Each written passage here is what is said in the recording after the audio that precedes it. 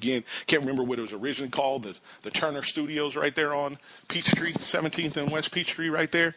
We used to go there, catch wrestling. And yeah, that is where my Braves fandom comes from. That is why waters run so deep with me with the Braves. We've been coming to games since as long as I can remember. Braves country is real. I remember one of my distant memories as a kid. And as a kid, my favorite player was Glenn Hubbard. I was a little guy. I played second base. Glenn Hubbard was my guy. But one of the things I always hear, Braves country, and I don't think people realize how deep and how far and widespread Braves country really goes. Now, prior to the Marlins and the Tampa Bay Rays joining, two teams down in Florida, you really had Florida just for spring training. So you had different teams down there, and you had your pockets of fans. You had your pockets of Reds fans, Yankees fans, different people like that, Red Sox fans down there in Florida. But for the most part, that was Braves country. New Orleans, that's Braves country. Mississippi, Alabama, South Carolina, North Carolina, Tennessee, that's Braves country, fam.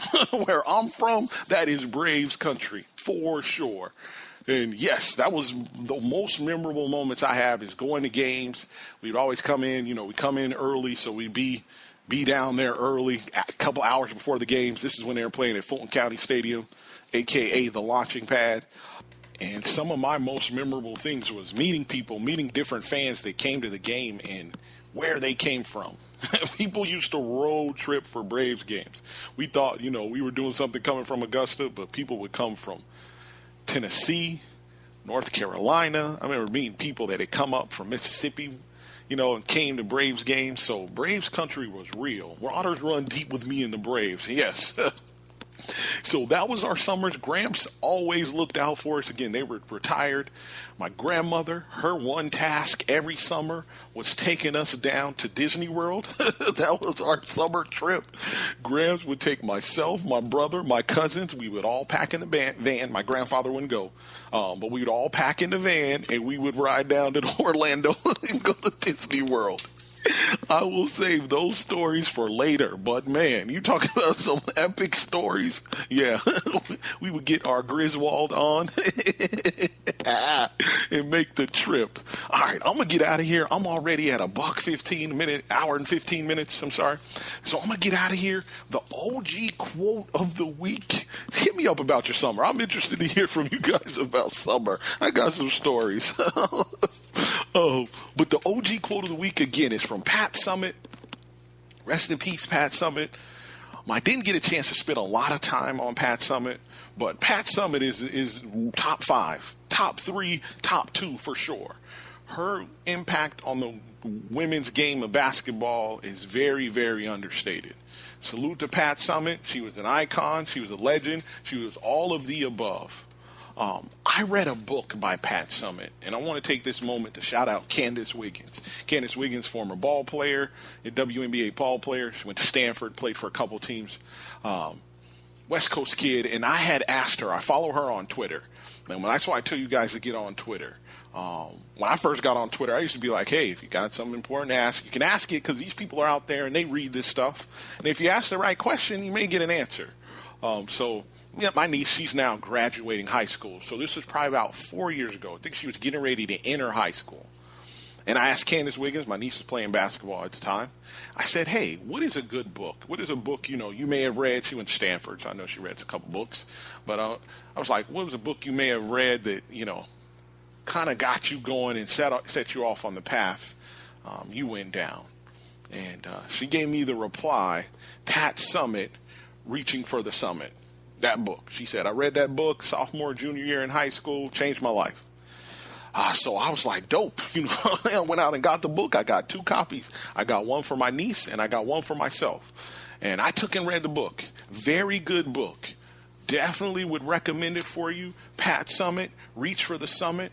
If you got nieces, if you got daughters, around that high school age, trying to figure out what they're going to do, definitely read this book. A lot of strong, powerful things in there, man or woman, but really good for our young girls out here. But Pat Summitt had what she called her definite dozen system. Pat Summitt's definite dozen system. And it's similar to what Coach Wooden had in his pyramid of success. Again, this is Pat Summitt's definite dozen. Get a chance to check out the book. Definitely check it out. Pat Summitt, Reach for the Summit. Definitely recommend it. I'm not going to go through all 12, but I'll give you a few that always stood out to me. I had to go back to the book and look at them, which ones I had highlighted. And rule number 3, again, she had 12 of them. Rule number 3 was develop and demonstrate loyalty. That is huge. That is huge. Let that one sink in. Develop and demonstrate loyalty. Number 4 was learn to be a great communicator. And I am working on that constantly. Learn to be a great communicator, not just good. Again, great communicator. Open lines of communication. I always talk to people about this. It doesn't matter what you're in. Sports, business, at home, whatever.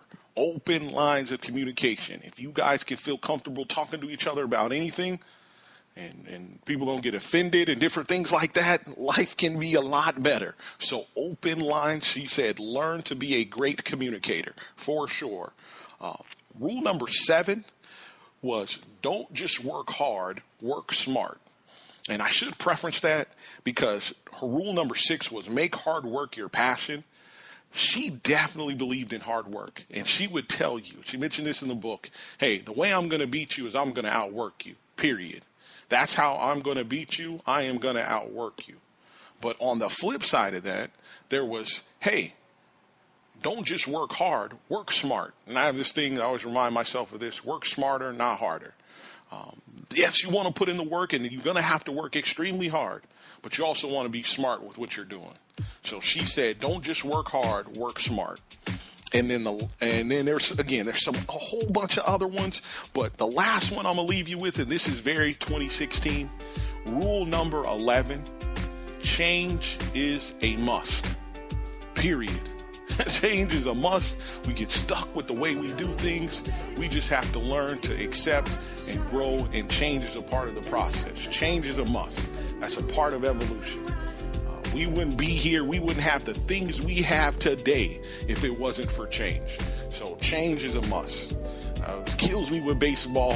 I'll leave that alone. All right, I'm going to go ahead and get out of here. Definitely go check out the book. Pat Summitt, OG, for sure. Rest in peace, Pat Summitt. You will be missed. Thank you. I wanted to pass this stat to you regarding Pat Summitt. All of her players, all players that completed their 4 years of eligibility with Pat Summitt, every single one of them graduated from college. Yes, that is a stat to keep. That is a stat for your tail.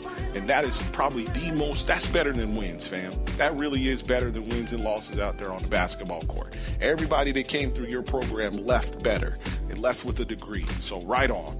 All right, let me go ahead and get out of here. Again, thank you to everyone. Don't got time to go through all the thank yous.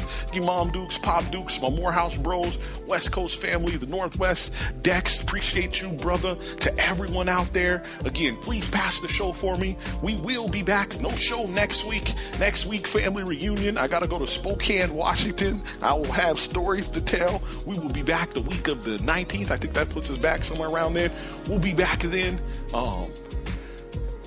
Again, thank you. I cannot thank you enough for listening and for supporting. I really do appreciate it. Pass the show. This one's going to have plenty of meat on it when you go back and listen to it. So pass the show for me. Again, we'll be back in 2 weeks. Health, wealth, love, peace, and happiness. That is all I got for you. You have been listening to the Marcus Harper Podcast. Thank you for listening. I am your humble host, Marcus Harper. See you in 2 weeks. Life is good. 1.